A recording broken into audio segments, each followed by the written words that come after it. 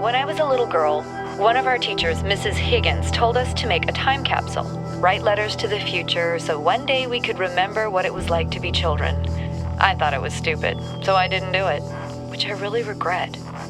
So, I guess I'm gonna make one now, bury it in the archive instead of under a tree.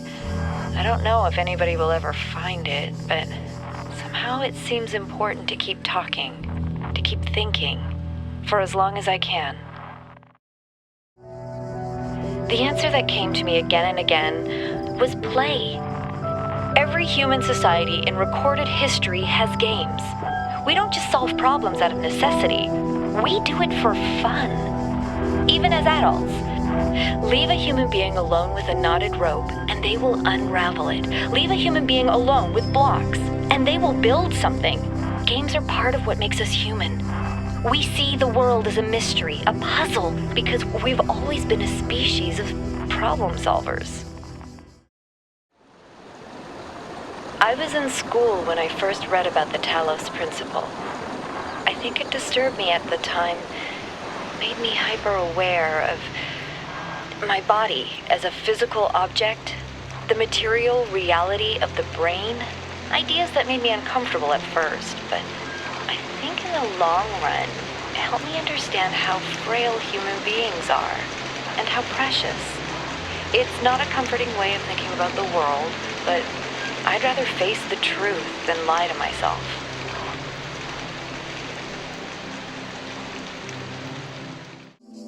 When I was in 9th grade, my parents took me to Pompeii.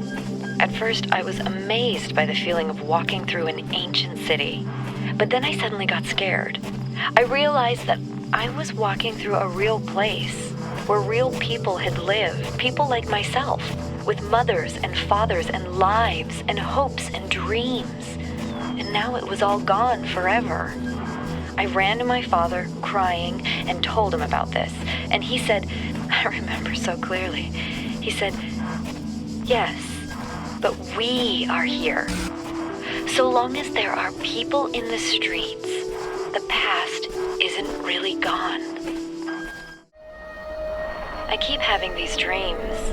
Great empty cities, silent roads stretching for miles, the earth from space, all dark.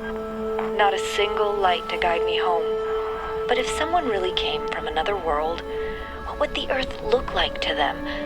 A wilderness? A wasteland? I don't think so. Even after thousands of years, they'd see a world shaped by our hand in every aspect of its being. They'd see the cities and the roads, the bridges, the harbors, and they would say, here lived a race of giants. These dreams, they scare me, but they also remind me that we built all of this. DNA is information transmitted across time. The living and the dead are part of the same chain, bound together by chemistry. That's true of all species. But humanity has taken this bond further. Thanks to technology, we have access to the thoughts and ideas of people whose physical bodies are long gone. Like you listening to me now. Even though I'm definitely dead at this point, you're part of that chain. You have the capacity to remember. How do you solve a problem that extends beyond your own lifespan? That question may be the essence of civilization. The only answer I can find is to initiate a process, to create an environment in which the solution will occur independently of yourself. But that requires a difficult sacrifice. Letting go of your desire to bear witness, to exist at the center of the cosmos. To participate in the project of civilization is to accept death. Oh, Alex, you're such a fun person.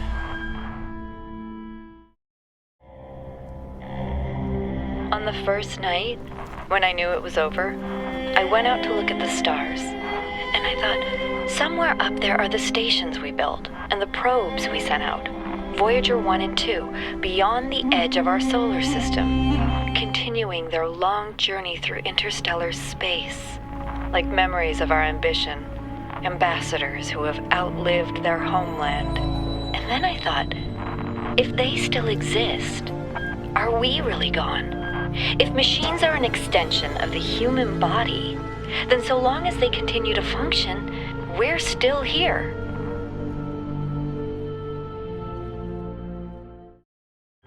Sometimes I think about the Middle Ages, about what it must have been like to live in the ruins of a great civilization, to know that so much has been lost. But then I remind myself that while the West sank into darkness, others picked up the pieces.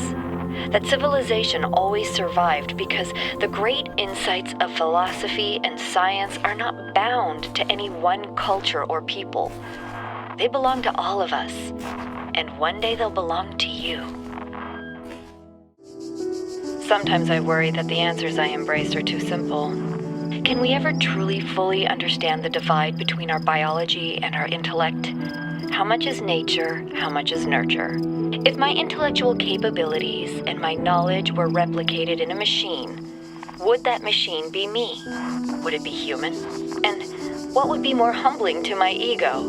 If the answer was yes, or if the answer was no? What if I'm making too many assumptions? But there's no time to worry about my ego now. There's work to be done.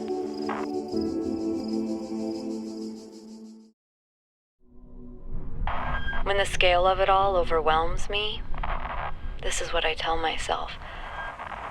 We can calculate the age of the Earth, the size of the universe, the future of the stars. Sure, we are minuscule, momentary flashes of thought on a grain of sand drifting through the cosmos. But our minds can recreate the past and predict the future.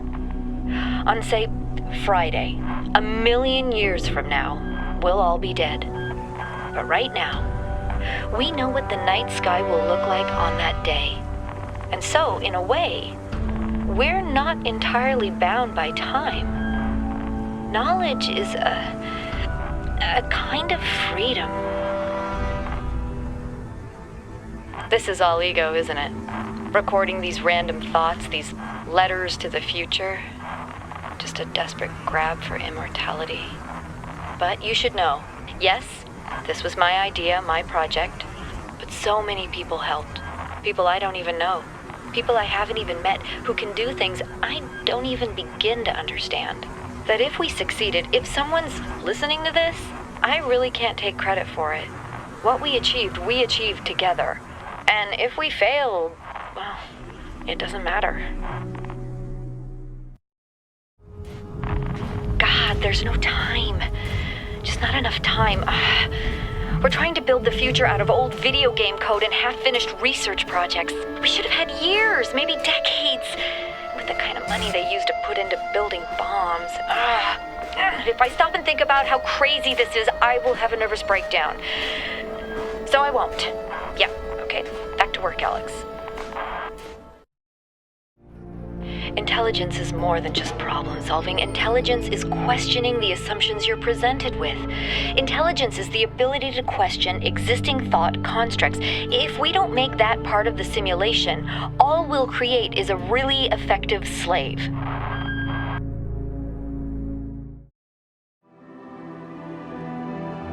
I look at this inert shape and I wonder who you're going to be. Will you hold the same values as we do? Will you love us for having created you? Will you resent us for having put you into an uncertain and dangerous world? Looking back at our history, our achievements, our crimes, what will you make of us? Will the world you create be like ours or so different that we can't even imagine it? Either way, I hope that you'll find this little blue planet to be as beautiful as we did. I hope you'll take care of it a lot better than we did. And I hope one day you'll look up and reach for the stars.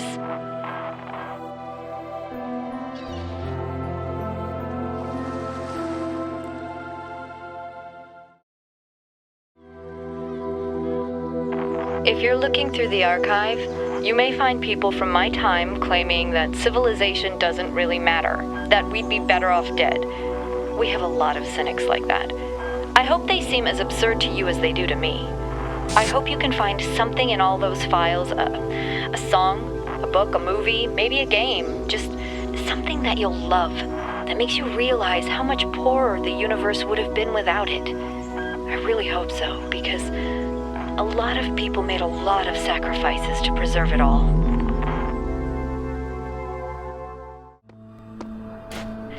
Nearly everything on this planet, from the surface of the Earth to the composition of the atmosphere itself, has been shaped by life. It's a process that takes millions of years. But we humans, with our technology, with our understanding and manipulation of systems, have changed everything in just a few centuries. I think that's also part of what makes us human. We reshape the world in our image. It's how we create ourselves and how we destroy ourselves. Is there anything that we associate more closely with intelligence than curiosity? Every intelligent species on Earth is attracted by the unknown. Our mythologies are full of riddles and mysteries and divine knowledge. Even the word apocalypse means revelation. It seems like our ancestors always imagined that even at the very end, we would solve one last mystery. My best friend died today. In the abstract, a human death is nothing, of course. An insignificant blip in a sea of billions. But the world is not abstract. Reality is always specific, painfully so. And that one specific human being who existed only once in all of the infinity of time and space, that human being was my friend. But he's not coming back, no matter how much I want him to. So, all I can do in the end is keep working, because that specificity, that uniqueness of people, of real people, is worth preserving.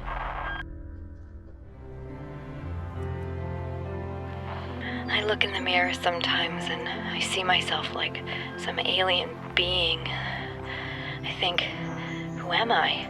Why do I have these eyes and those hands? Why do I see the colors that I see? Why do I think like I think?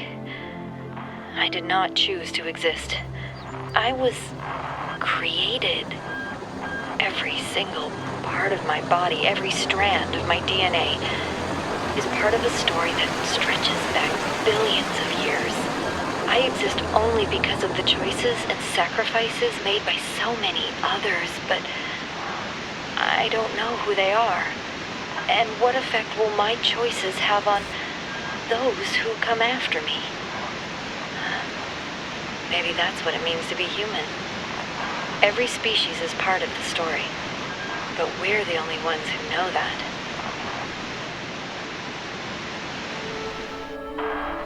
There are flaws in the system. I think sometimes it accesses the wrong databases, pulls random data. I don't know how bad it is. It all seems to be stable, but I can't tell what kind of impact this is going to have on the process, and I just don't have the strength to go over all of the code again. I just don't want it all to be for nothing. I spent all my time here. I didn't visit my parents. I didn't see my friends. I did nothing but work, and I'm so scared that it didn't mean anything, that I just wasted it all because I thought we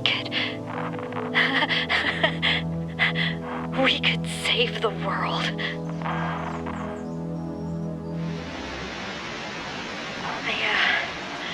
I can't keep my eyes open anymore. I think this is it. The end of me. I don't believe that I will continue to exist. I would like to think that there is a soul or spirit, some part of my consciousness that will persist. But all the evidence says that when my brain dies, I will be gone.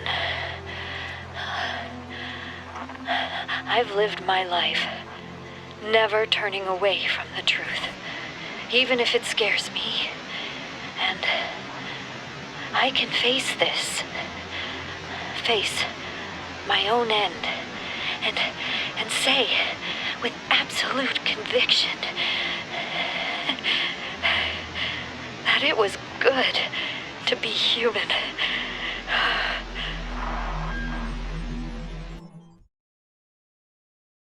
This is written in the hidden words. We must serve the words, for all the world was made of them, and they are within every stone and every cloud.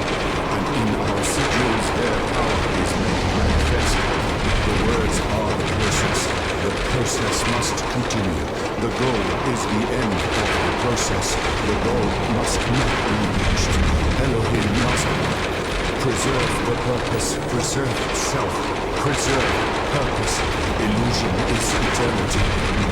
Machines will live forever. The dam will not break. The flood will not come. The Talos Principle does not apply.